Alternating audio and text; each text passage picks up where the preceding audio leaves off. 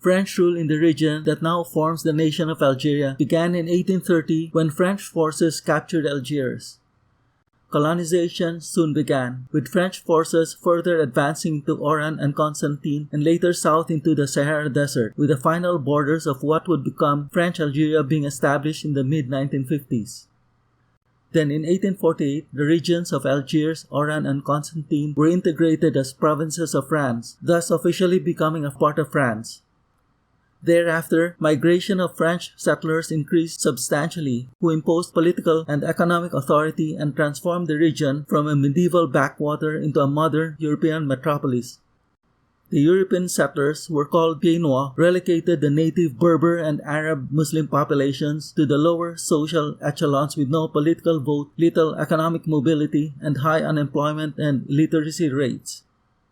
In an 1865 law, French citizenship was offered to Algerian Muslims, subject to them submitting to French law, that is, to cease being subject to Muslim law. Very few Muslims took up the offer.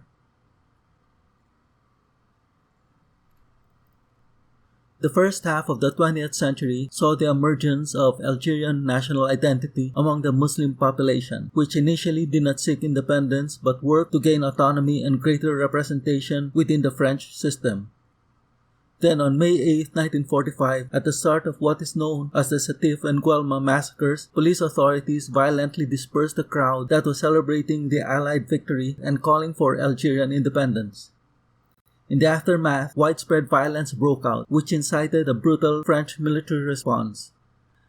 This incident radicalized Algerian nationalism, which coincided with the rise of nationalist movements worldwide and led to the formation of the National Liberation Front, or FLN, a revolutionary group whose main goal was to achieve Algerian independence through armed rebellion.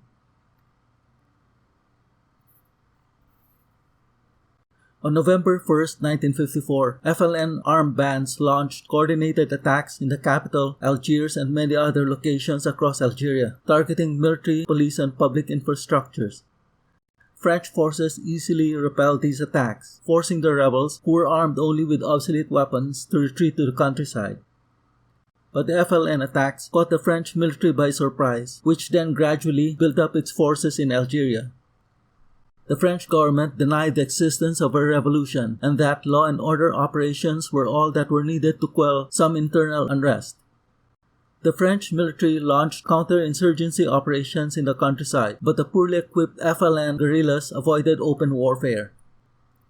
In remote villages, French authorities also armed and trained civilian militias for security duties and also opened a Hearts and Minds campaign, providing education, medical, and other services aimed at winning over the local population.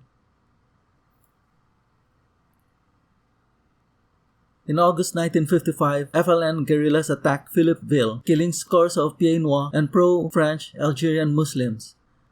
The French military responded with brute force, attacking Algerian villages and killing residents on site or through mass executions.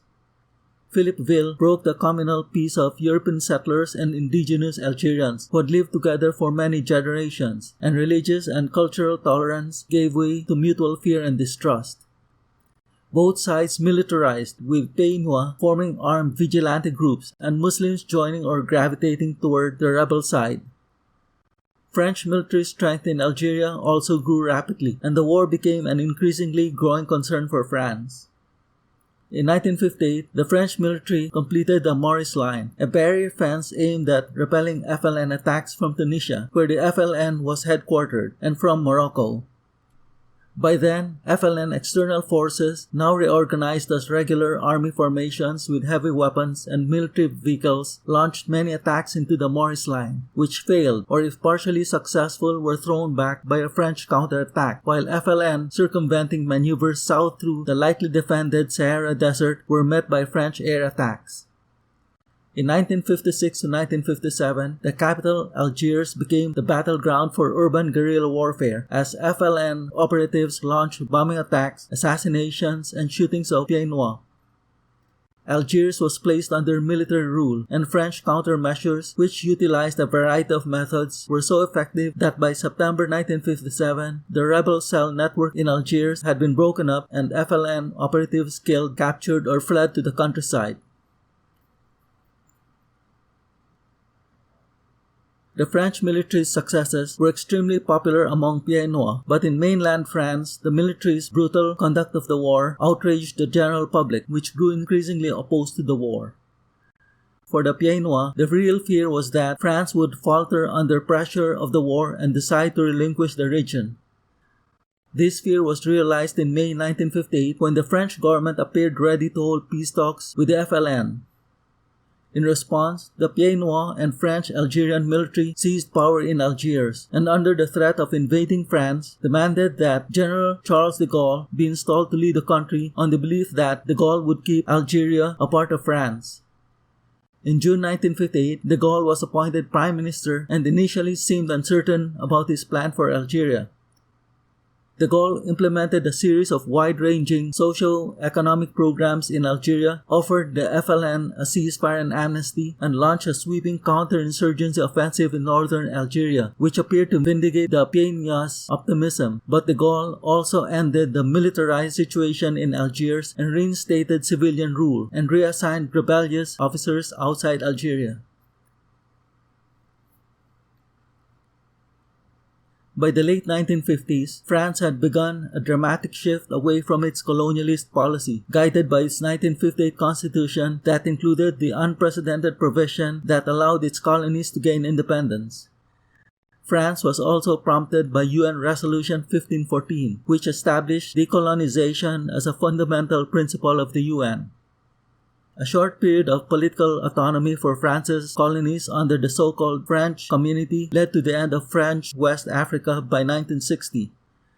France's move away from Africa also coincided with its policy shift towards focusing on Europe, primarily on its improving relations with Germany. Because of the rising body count of French soldiers, the seemingly unending war, public opposition, and the economic cost, in September 1959, President de Gaulle made a firm stance on Algeria, declaring that Algerians had the right to self-determination. Angering the Pieds-Noirs even more occurred in January 1960 when de Gaulle, moving to break the French Algerian army's militant radicalism, dismissed the highly popular General Massou. General Massou's dismissal sparked a wave of defiance in Algiers, with thousands of Pieds-Noirs seizing government buildings and erecting barricades. However, the military did not join the uprising, and the protest, known as the Week of Barricades, soon collapsed. In November 1960, Algeria's fate was decided, with President de Gaulle declaring, "There will be an Algerian Republic which will not be France. Algerians will have its own government, institutions, and laws." Then in a referendum held in January 1961, 75% of voters in France and Algeria agreed that Algeria must have self-determination. France then held secret peace talks with the FLN, which sparked another more serious crisis. In April 1961, a military coup seized power in Algiers, with the aim of inciting the armed forces to overthrow de Gaulle's regime. However, the military establishment remained loyal to the government, dooming the rebellion that soon collapsed. As a result of the attempted coup, de Gaulle intensified his efforts to quickly end the war. In May 1961, France and the FLN's GPRA began talks which led, in March 18, 1962, to the signing of the Evian Accords, a peace agreement that officially ended the war. However, in Algiers, the radicals were not yet done, as militant Pieds-Noirs and army officers were yet determined to derail the transfer of power, forming the Organization of the Secret Army, or OAS, a terror militia that carried out violent acts against the FLN aimed at jeopardizing the ceasefire that would lead to resumption of war. At their peak, OAS operatives set off 120 bombs a day in Algiers and made many attempts to assassinate de Gaulle. But the FLN was not provoked and adhered to the ceasefire. Finally, in June 1962, the OAS and FLN signed a ceasefire, ending hostilities between them. On July 5, 1962, Algeria declared independence, prompting a mass exodus of 900,000 Pieds-Noirs who feared for their lives and left hastily for France. In subsequent years, most of the remaining Pieds-Noirs also left in fear of the suitcase or the coffin. The war had permanently scarred relations between Algerians and Pieds-Noirs. Harkis, or Algerians who had fought for the French, were subject to violent retaliation from FLN and civilian mobs, although some 90,000 Harkis and their families escaped to France. The 7-Year War left a long-lasting bitter legacy in relations between France and Algeria, and France, which had long described its actions in Algeria as a law and order operation, in 1999 finally admitted that a war had indeed taken place.